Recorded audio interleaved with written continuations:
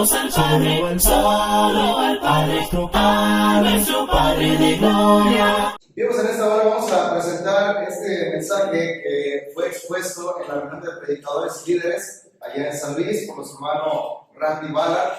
Este estudio se titula ¿Cómo establecer ancianos en la congregación? La realidad es que la Biblia nos dice muy poco acerca del proceso para poder establecer ancianos. No nos da muchos detalles la palabra de nuestro Dios acerca del cómo poder nosotros establecer, nombrar ancianos, seleccionar ancianos dentro de la congregación. No tenemos nosotros un manual de esto y lo único que sí entendemos es que la Biblia dice que nosotros, cada congregación debe de trabajar para establecer ancianos, para que haya pastores dentro de las iglesias. Esto es una labor que todos nosotros debemos de estar entendiendo, debemos de ocuparnos en ello, y esta es una realidad que menciona el apóstol Pablo cuando escribe a Tito y le da estas instrucciones. Dice ahí la palabra de nuestro Dios, ahí en la carta a Tito, capítulo 1 y versículo 5, dice: por esta causa te dejé en Creta, para que corrigiese lo deficiente y establecieses ancianos en cada ciudad, así como yo te mandé. Esta es una realidad que encontramos en la palabra de nuestro Dios. El apóstol Pablo le manda a Tito, le dice que por esta razón lo había dejado allí en Creta, en esta isla, para que pudiera establecer ancianos en cada congregación.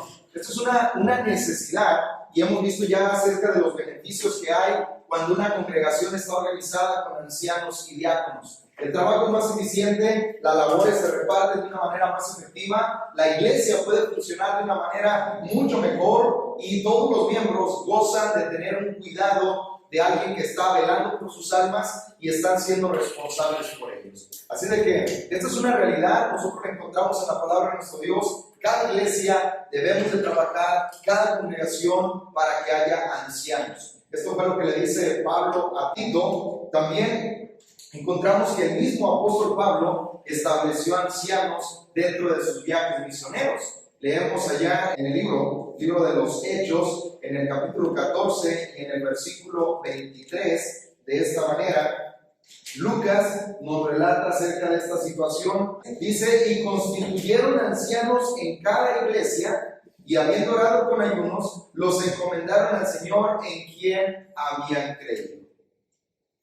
Tenemos nosotros aquí la evidencia de que el apóstol Pablo se ocupaba no solamente de ir y predicar el evangelio, bautizar personas, establecer congregaciones, dejar a alguien encargado como evangelista, sino que al tiempo de que la iglesia estuviera funcionando, porque estaban los miembros predicando la palabra de nuestro Dios, entonces había más membresía, y por lo tanto él iba y después establecía ancianos dentro de la congregación.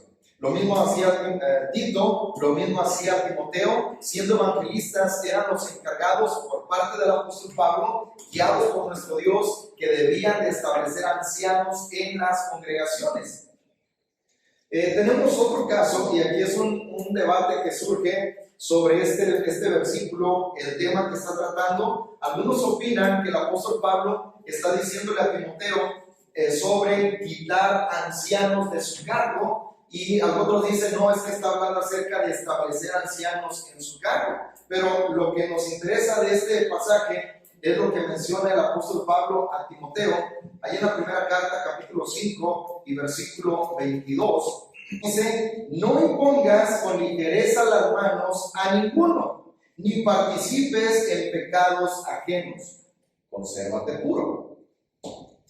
Lo que habla aquí el apóstol Pablo es, independientemente si está hablando sobre quitar, porque pudiera parecer que está hablando sobre destituir a algún anciano, pudiera parecer que está hablando sobre la ordenación de ancianos, pero lo importante es esto: no impongas con ligereza las manos a ninguno.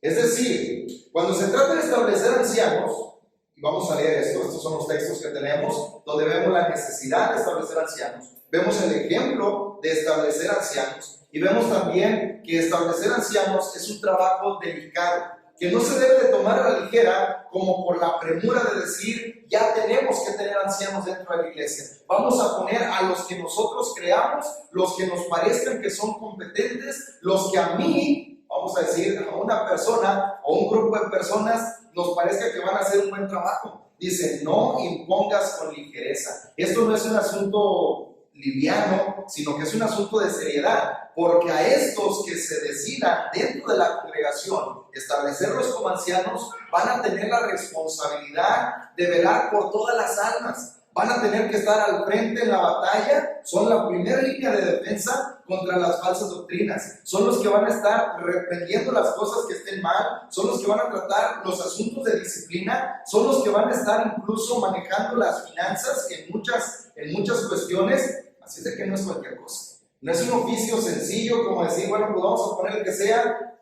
Si, por ejemplo, a veces aún para trabajos de cualquier índole dentro de la iglesia, buscamos que sean las personas indicadas. Bueno, este hermano es el que mejor dirige los himnos, este hermano es el que mejor preside la cena, este hermano es el que mejor está haciendo tal o cual labor, incluso para el aseo del local. Bueno, pues este hermano es el que lo hace muy bien. Entonces vemos en la persona indicada, aquel que se esmera, que se esfuerza, que se prepara. Imagínense, para encargarle el cuidado de toda la grey, se necesita alguien que esté preparado, alguien que tenga los requerimientos que dice la palabra de nuestro Dios. Es por eso que el apóstol Pablo dice, no impongas con ligereza las manos a ninguno. Que no sea porque, bueno, pues es que él me cae bien, yo siempre he querido que él sea anciano, yo siempre lo he visto con esto. No, dice, no le impongas con ligereza las manos a ninguno. Es un asunto delicado. Dice ahí, necesitamos nosotros, por lo tanto, no apresurarnos, tampoco detenernos demasiado, pero no apresurarnos cuando tenemos que establecer ancianos, no hacerlo sin pensarlo o sin planeación. Tiene que haber una planeación para poder llegar a establecer ancianos, y precisamente de esto es de lo que vamos a hablar hoy en esta mañana, porque cuando Dios nos manda a hacer algo, pero no nos dice cómo hacerlo, entonces entendemos que Dios espera de nosotros que podamos escudriñar su palabra, que podamos tener todos los principios bíblicos para entonces poder hacer las cosas de la mejor manera, con sabiduría, con prudencia, con mucho cuidado, entendiendo que este es el asunto de Él, son los negocios de nuestro Dios. Antes de entrar al tema, son palabras de un anciano en Texas. El hermano Randy, como ya lo mencionamos, se documentó para este tema y estuvo haciendo muchas llamadas, escribiendo correos para pedir opinión sobre miembros evangelistas que trabajaban con ancianos, hermanos que trabajaban con ancianos, incluso de ancianos que estaban trabajando dentro de la obra, prestando su servicio a la congregación.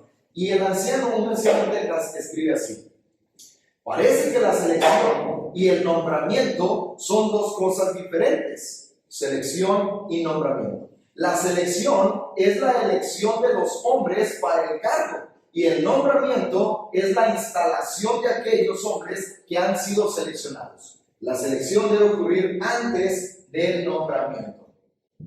Esto es algo que menciona un hermano que está trabajando como anciano. Y entonces él dice que la selección, es decir, para ver quiénes son los candidatos, vamos a decirlo así, para ocupar ese cargo o ese oficio como anciano, esto es una parte del proceso, seleccionarlos. Y el nombramiento es otra cosa, es decir, que no porque digamos, pues nos parece bien tal hermano, quiere decir que estos ya van a ser los ancianos. No, tiene que haber un procedimiento para poder decidir la congregación si estos hermanos pueden llegar a ser ancianos en nuestra congregación. Y yo quisiera que esto lo pudiéramos guardar en nuestra memoria, pudiéramos ahí tenerlo listo para recordar, porque primeramente Dios, con la ayuda del Señor, debemos de trabajar en esto, y de veras estamos trabajando ya en esto para un día poder nosotros tener ancianos dentro de la congregación. Esto es una labor que Dios nos manda y es parte de la madurez de las congregaciones, donde deben de existir ancianos y diáconos. ¿Qué dice la palabra de nuestro Dios? Vamos a entrar a eso. Bueno, como no hay un manual, no tenemos nosotros un manual paso a paso para poder establecer ancianos. Entonces tenemos que revisar qué dice la palabra de nuestro Dios y de ahí partir para nosotros poder hacer un proceso correcto, y debemos de asegurarnos que este proceso sea el adecuado para poder establecer a los varones ideales para este oficio. Debe de buscarse la manera de que la selección sea la adecuada y que los candidatos puedan llenar los requisitos, que esta es la parte importante dentro del nombramiento de ancianos. Podemos usar varios métodos para poder asegurarnos de esto, y aquí se presentan algunos de procesos que iglesias en Estados Unidos han hecho para poder nombrar ancianos. El hermano lo comparte con nosotros y ahorita lo compartimos con ustedes para que podamos recibir ese beneficio de hermanos que han hecho este procedimiento, y de esto, o con base en esto, nos da una idea para cómo hacerle, cómo poder hacerle para tener nosotros este establecimiento de ancianos.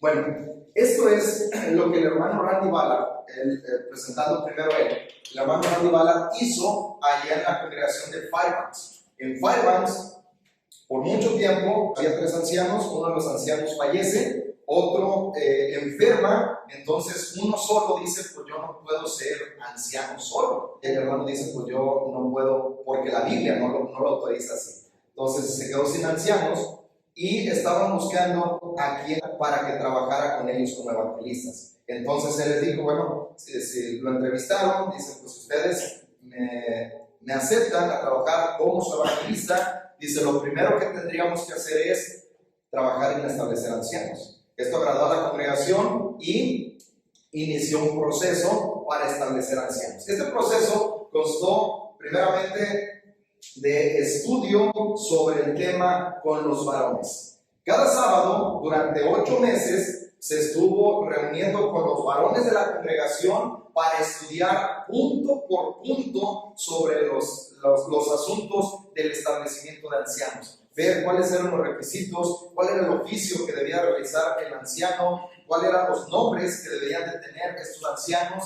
cuál era la responsabilidad que estaban adquiriendo. Esto lo estudiaron durante 8 meses. Cada sábado se reunían en el local de reunión para poder estudiarlo. Cuando ellos llegaban a la conclusión sobre un punto, entonces el domingo inmediato lo presentaban a la congregación. Lo que ellos habían estudiado el sábado, todo el conjunto de varones, lo presentaban a la congregación para que la iglesia pudiera recibir el beneficio de ese estudio que habían tenido.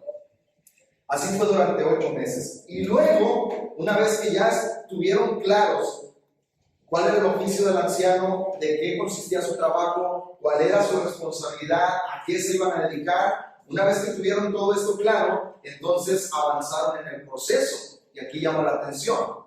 El hermano escribió en unas hojas una encuesta para la iglesia, donde estaban los requisitos que menciona en Tito y en Timoteo, donde decía que el anciano debe de ser no iracundo, hospedador, no avaro, no codicioso de ganancias honestas, marido de una sola mujer, que tenga hijos creyentes, que no estén acusados de disolución y de rebeldía, punto por punto, y a cada miembro le entregó esa encuesta. Entonces, él quería saber qué opinión tenía la iglesia de estos candidatos. Entonces tenía aquí tal hermano que ellos decían, estos los vemos, y ahí es donde entra la selección, a estos los vemos como posibles candidatos para llegar a ser ancianos dentro de la iglesia. Entonces se le entrega a cada miembro esta encuesta y de manera individual responden sobre los requerimientos. ¿Qué opina la iglesia sobre este hermano y sobre estos requisitos que dice la Biblia? Entonces empezaban allá a palomear, empezaban a decir, me parece que sí lo cumple, que sí lo tiene, que sí lo llena, y empezaron ellos a hacerlo de esta manera. Tenían ya la percepción de la iglesia, de la congregación allí en Fairbanks, para decir qué opinan sobre cada candidato. Después, ¿qué dice la Biblia? Dice que tenga buen testimonio de los de afuera, dentro de los requisitos. Entonces se entregó otra encuesta y se las dio a los candidatos. Estas encuestas las llevaron a su lugar de trabajo. Entonces los compañeros de trabajo estuvieron dando su opinión sobre qué opinas de mí en estos aspectos. Entonces, si es grosero, cómo trata a las personas, qué opinión tienen de él, si saben que es cristiano o no, en fin, algunas cuestiones que estuvieron compartiendo con los compañeros de trabajo. ¿Qué se buscaba ahí? Que tuviera buen testimonio de los de afuera, que pudieran asegurarse que estos hermanos No eran de una forma en la congregación y de otra forma en el trabajo o en la colonia, sino que pudieran tener testimonio de personas que los conocían durante 8 horas todos los días y decir, bueno, fulanito de tal, yo lo conozco, y en cuanto a esto, tuvieron un buen reporte. Dice el hermano, y no esperábamos que fuera de otra manera, pero teníamos que asegurarnos de que estábamos haciendo una buena selección. Luego, algo que me llamó la atención es, hizo otra encuesta, y ¿a quién creen que se la enviaron? A los maestros de las escuelas de los hijos. Porque ¿qué dice la Biblia? Que tenga hijos creyentes, que no estén acusados de disolución ni de rebeldía, que estén obedeciendo con toda honestidad.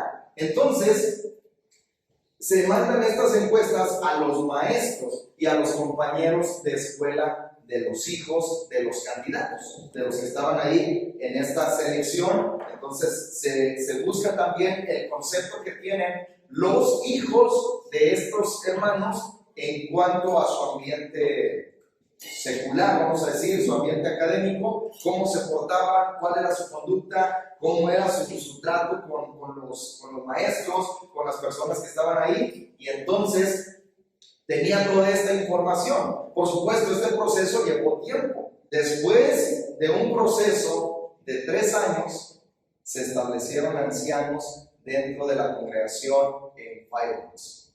Esto fue lo que sucedió. Este es el proceso que hizo el hermano Randy Ballard allá en la congregación en Houston.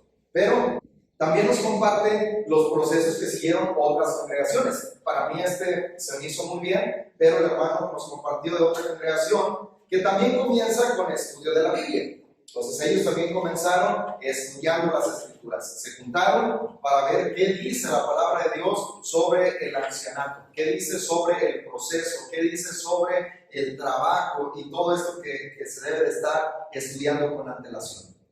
Una vez que ya tenían en claro lo que dice la palabra de nuestro Dios, entonces ahí fue diferente. La iglesia, ahí ya no fue el evangelista quien dijo, pues a mí me parece que este son buenos candidatos, o pudieran ser buenos candidatos para ocupar el oficio de anciano, sino que ahí la iglesia, una vez que tuvo todo este estudio, entonces la iglesia dijo, queremos que tal o cual hermano pueden ser ancianos en la congregación. Ahí la iglesia fue la que decidió, y luego el evangelista va con estos hermanos en privado y les pregunta sobre su sentir, si ellos estarían de acuerdo a trabajar como ancianos dentro de esa congregación.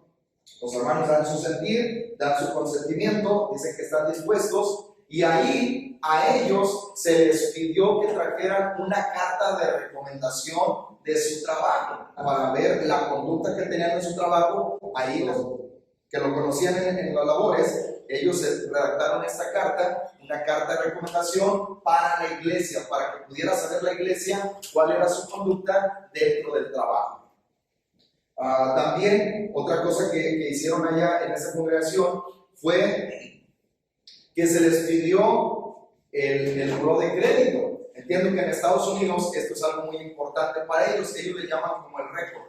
Entonces, cuando tienen un buen récord, es decir, que no deben o son buenos pagadores, que están haciendo, digamos, buen manejo de sus finanzas, porque dice la Biblia que debe de ser cumplido, responsable, no puede ser ganancias honestas. Entonces, si el gobierno, allá tiene todo derecho, como aquí también tenemos el buró de crédito, pero allá esto es algo muy importante. Según entiendo, cuando quieren ellos comprar una casa o pedir un préstamo, les piden este récord, y si ven ellos que tienen un mal récord, pues no le van a autorizar. Bueno, les pidieron eso para que la iglesia pudiera ver incluso todo lo que ellos, cómo manejaban su vida. Ahí hablaba de si era ordenado o no la persona que estaba aspirando a ser anciano. Después de eso se da un plazo de 2 meses, ya que tienen las cartas de recomendación, reciben el buró de crédito, entonces dan un plazo de 2 meses, y durante estos 2 meses la iglesia podía objetar sobre la conducta o la opinión que tenían sobre los hermanos. Entonces tuvieron 2 meses para decir, ¿saben qué? Yo no creo que deba de ser por esta situación. Entonces, después de 2 meses, ellos lo hicieron de una forma más digital. Allí había jóvenes que entendían la tecnología, entonces ellos formularon esta encuesta pero la hicieron de forma digital. A cada miembro se le hicieron llegar por su dispositivo o su computadora, le hicieron llegar esta encuesta, la llenaban todos los miembros de manera individual y luego la enviaron al correo del predicador. Una vez que él tenía toda la encuesta, ellos esperaban que cuando menos un 75% de la iglesia estuviera de acuerdo en que estos hermanos fueran ancianos, y con un 75% daban luz verde y entonces se establecieron ancianos. Ese fue el proceso en otra congregación. Una congregación más, ellos igualmente dicen que la congregación es quien debe de elegir a los que van a ser los ancianos o los pastores. Deben llenar los requisitos en buena medida, y ellos se conformaron de decir, bueno, pues con que tenga un 75 o un 80% de aceptación en la congregación, con esto es suficiente. En mi opinión, y esto es solamente mi opinión, es un hermano que va a estar trabajando con la iglesia, es un hermano que va a estar al pendiente de la iglesia, que va a estar en muchas ocasiones visitando a los miembros. En mi opinión, debe tener un 100% de aceptación, porque si un cuarto de la congregación no quiere o por alguna razón no lo acepta, sería bueno comer a platicar con los hermanos. Bueno, ¿por qué no? Porque si ellos ven algo que no, a lo mejor están viendo algo que nosotros no vemos o que el resto de la congregación no ve. Entonces hay que ver por qué. Y pudiera ser que sí tuviera algo que lo estuviera descalificando. Entonces, ¿qué se debe hacer en el proceso? Hablamos del proceso todavía. Pues son hermanos que llenan en buena medida los requisitos que dice la palabra de Dios. Pero vamos a decir que algunos 3 hermanos tengan ese concepto de decir, es que ¿sabes qué? Yo digo que no porque yo veo que no es hospedador, o su esposa no es hospedadora. Entonces, por esa razón yo creo que no va a ser un buen trabajo como anciano. Bueno, entonces, ¿qué hacemos? Vamos con el hermano, fíjate que mira, fulanito, menganito y peranganito están diciendo que no te ven como que seas muy hospitalario. Por ejemplo, en los convivios no te quedas, no quieres quedarte, no quieres participar, no quieres compartir, entonces esto te está descalificando. Pues como ves, si te pones a trabajar todo lo demás, tienes capacidad para enseñar, tienes a tu familia en sujeción, tienes a tu esposa que está ahí, todo muy bien, pero en esta parte que es donde están viendo como un pero. ¿Por qué no te pones a trabajar? ¿Por qué no ves esta situación? Mira, la Biblia dice, y ahí es donde empieza, o donde se está trabajando en ese proceso. ¿Para qué? Para que haya un 100% de aceptación, porque va a ser un hermano que va a estar trabajando con la iglesia. Entonces, en mi opinión, yo no me gustaría que un 75%, digamos, acepte que uno pudiera encargarse de un oficio, y el 25% no, vamos a tener muchos problemas. Entonces, por eso es mejor que la congregación al unísono pueda estar diciendo, sí, estamos de acuerdo, y sin problema el hermano puede encargarse de este oficio. Bueno, por último, tenemos lo que hicieron en la congregación de Arkansas. El hermano que escribió mucho, ¿se acuerdan de un anciano que la semana que estuvimos estudiando sobre los beneficios para establecer ancianos? Este hermano escribió mucho escribió sobre los beneficios que él miraba de tener una congregación organizada. Bueno, este mismo hermano, él habla del proceso que siguieron en Arkansas, y otra vez él escribe mucho sobre este proceso. Lo vamos a hacer resumido. Para empezar, en Arkansas se trabajó en la congregación por 10 años. 10 años antes de establecer ancianos se estuvo trabajando. Y la verdad, esto no es algo como para que nos pudiera desanimar. Oye, pues en 10 años, pues qué bueno pensar que de aquí a 10 años pudiéramos tener ancianos en la congregación. Esto es algo buenísimo. Si hemos sobrevivido durante 40 años sin ancianos, bueno, en 10 años vamos a estar trabajando. ¿Cuál es el beneficio?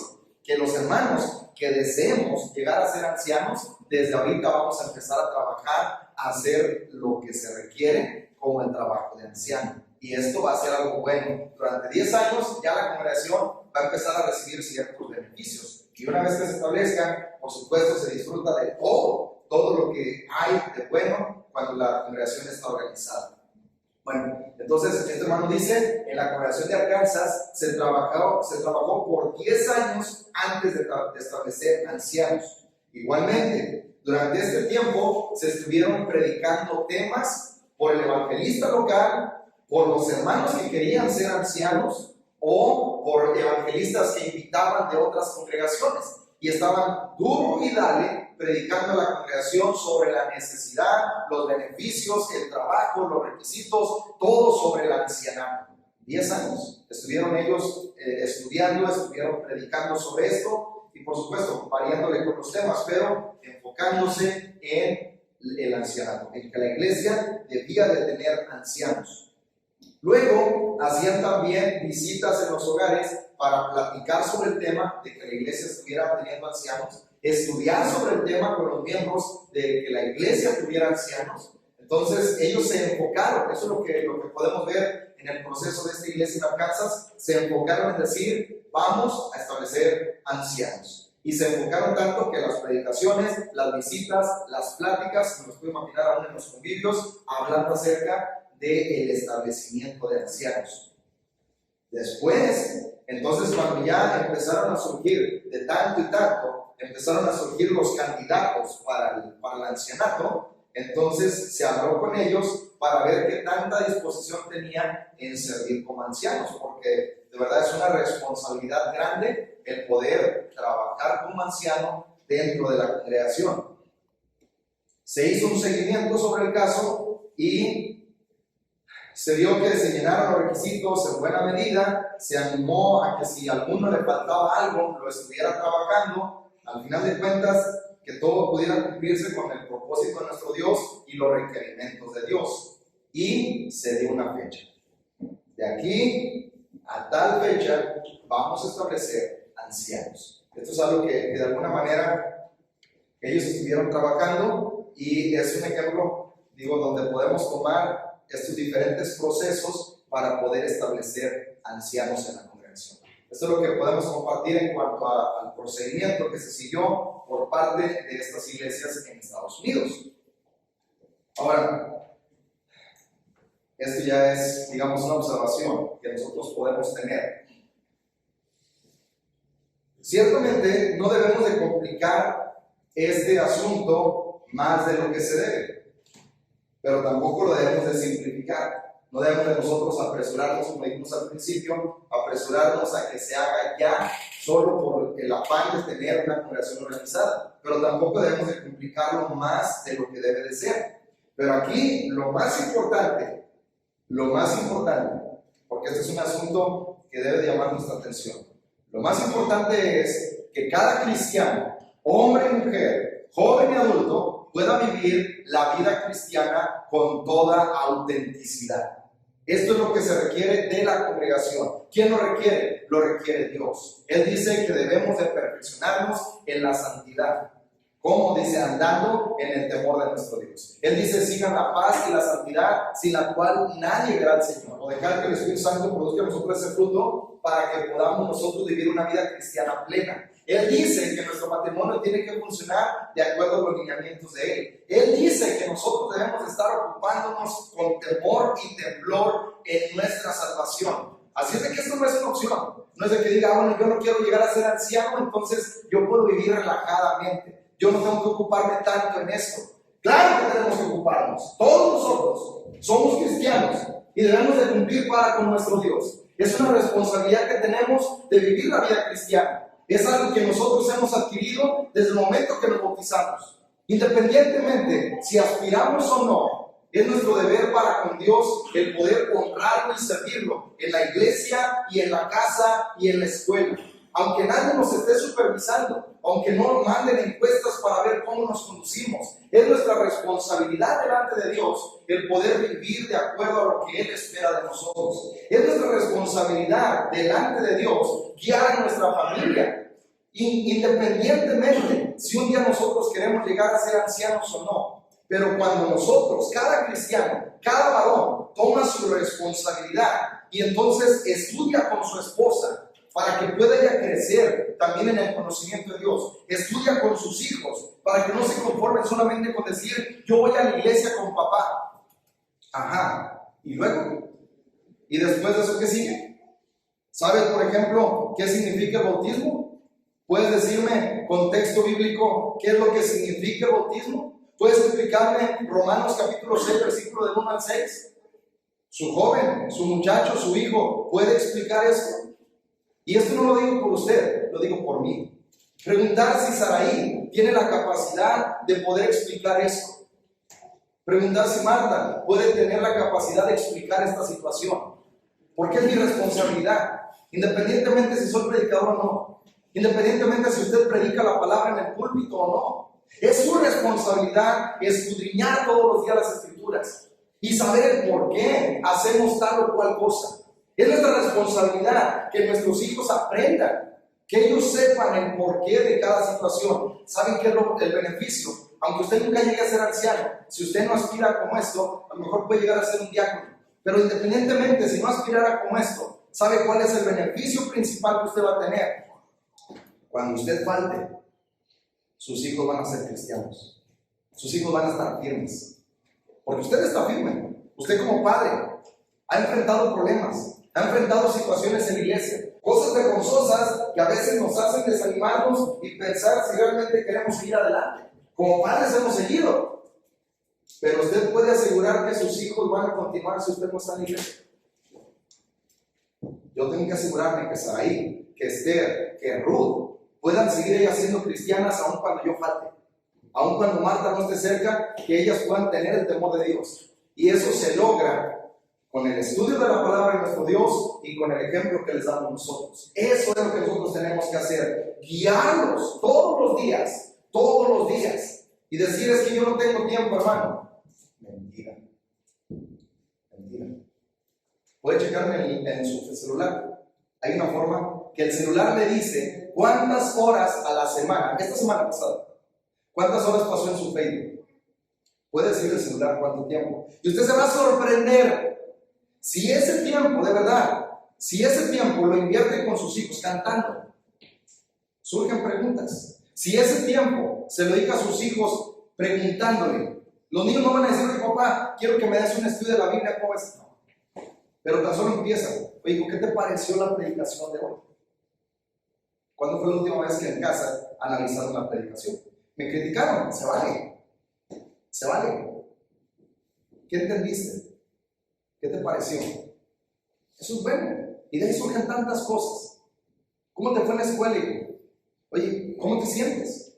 Y de ahí surgen tantas cosas. Y podemos introducir todo el tiempo el temor de Dios. ¿Cuál era el éxito de los judíos?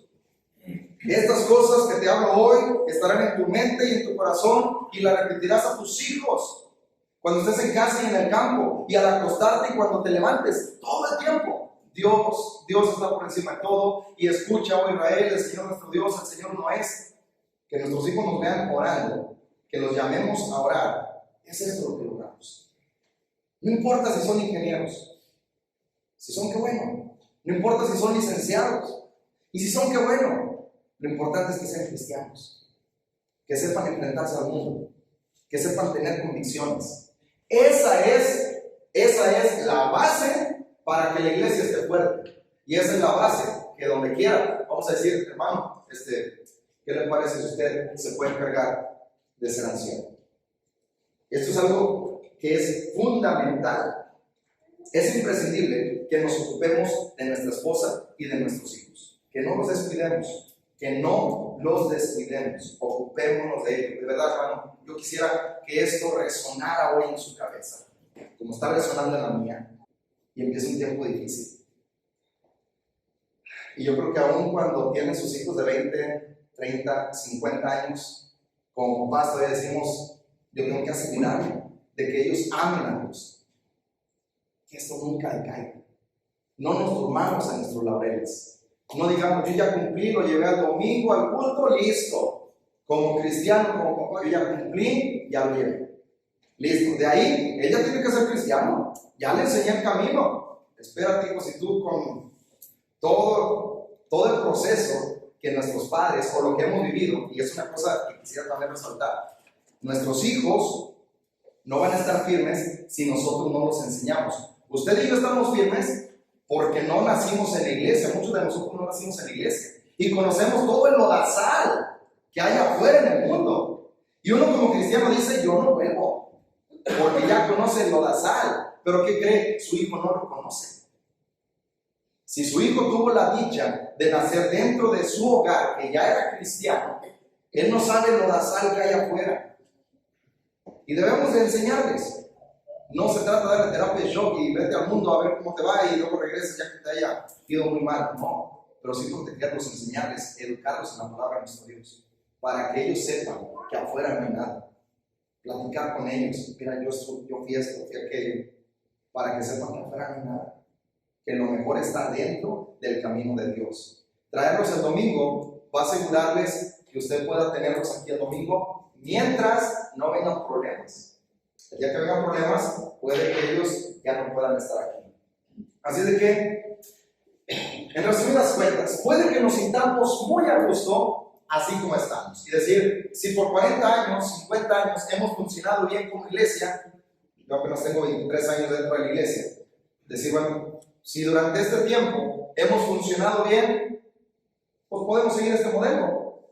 ¿Para qué nos esforzamos? Pero esto es estar en nuestra zona de confort. Y muchos podemos estar confortados en esto, decir, pues ¿para qué me esfuerzo si ya hay alguien que predique? ¿Para qué me esfuerzo yo en aprender a predicar? Ya hay quien esté haciéndolo. ¿Para qué me esfuerzo en hacer algo más si con lo que estoy dando, con eso me alcanza? Pero es estar cómodo. ¿Y sabe qué? Estar cómodo le mantiene estancado. Aquí hay muchos y están tranquilos. Pero decide salirse del molde e irse a otro lugar. Y no digo que se vaya a otro lugar, lo que digo es, vamos a salir de nuestra zona de confort.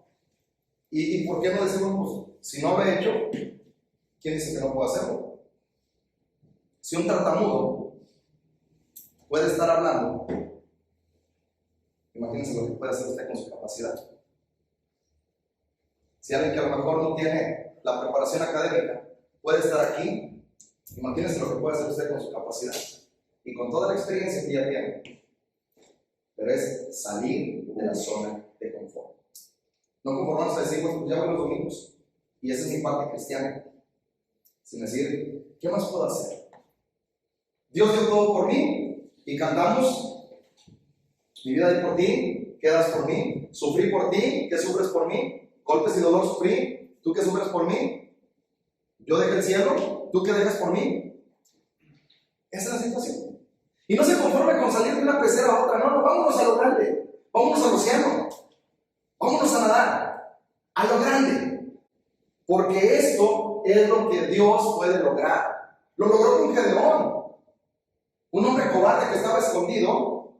El ángel le dice, Dios está contigo, varón esforzado y valiente, y tú vas a guiar al pueblo, y vas a derrotar al enemigo. Y no con todo el ejército, con 300 hombres, porque Dios está contigo.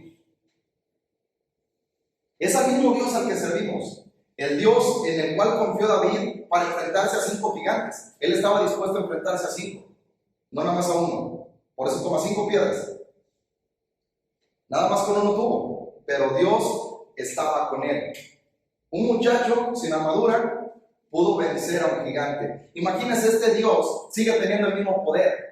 Solo que nosotros necesitamos tener la misma convicción que tuvo David, que tuvo Gedeón, que tuvo Moisés, que tuvo todos los hombres que estuvieron ahí sirviéndolo. Eso es lo que necesitamos. Hombres que estén dispuestos a hacer, que estén dispuestos a dar, dispuestos a desprenderse, a entregarlo todo, porque esta es la única manera posible de servir a nuestro Dios. Y yo espero que no se quede sentado. Yo espero que usted se pueda levantar y pueda decir, aquí estoy. Yo estoy por Cristo, como decía mi hermano. Y podamos de verdad estar allí saliendo adelante. Y eso es todo. Adoremos al Padre, solo al Padre, a nuestro Padre de gloria. Adoremos al Padre, solo al Padre, a nuestro Padre de amor. Y juntos a una voz cantaremos al Señor. Y juntos a una voz cantaremos al Señor. Alcen voces al Padre, al Padre, nuestro Padre de gloria. Alcen voces al Padre, al Padre, nuestro Padre de amor. Y juntos a una